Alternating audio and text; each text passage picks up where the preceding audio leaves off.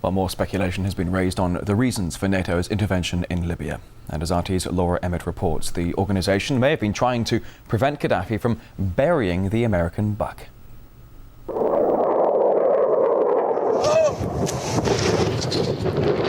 According to some, it's about protecting civilians.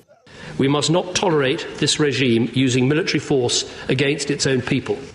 Others say it's about oil. The only reason they're interested with Libya is about the oil. You'd think we'd be in Iraq if the major export there was broccoli. But some are convinced intervention in Libya is all about currency, specifically Gaddafi's plan to introduce the gold dinar, a single African currency made from gold, a true sharing of the wealth. It's one of these things that you have to plan almost in secret, because as soon as you say you're going to change over from the dollar to something else, you're going to be targeted. There were two conferences on this. One in '96 and another one in the year 2000, called the World Mataba Conference, organised by Gaddafi. And everybody was interested. I think most countries in Africa were keen.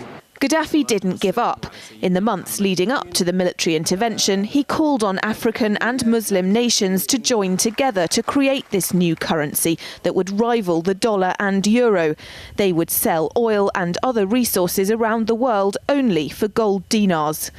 It's an idea that would shift the economic balance of the world.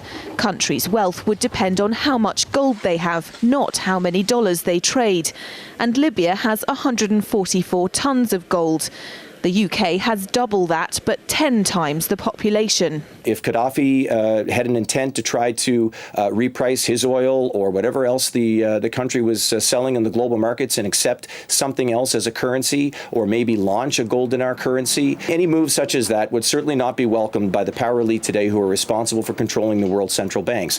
So yes, that would certainly be something that would cause his immediate dismissal and the need for other reasons to be brought forth for removing him from power. It's happened before.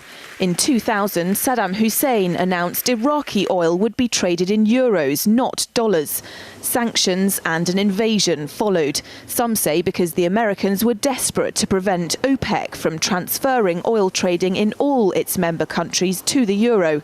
The UK's gold is kept here in a secure vault somewhere in the depths of the Bank of England.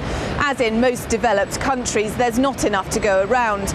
But that's not the case in places like Libya and many of the Gulf states. A gold dinar would have given oil-rich African and Middle Eastern countries the power to turn around to their energy-hungry customers and say, sorry, the price has gone up and we want gold. Some say the US and its NATO allies literally couldn't afford to let that happen. Laura Emmett, RT, London.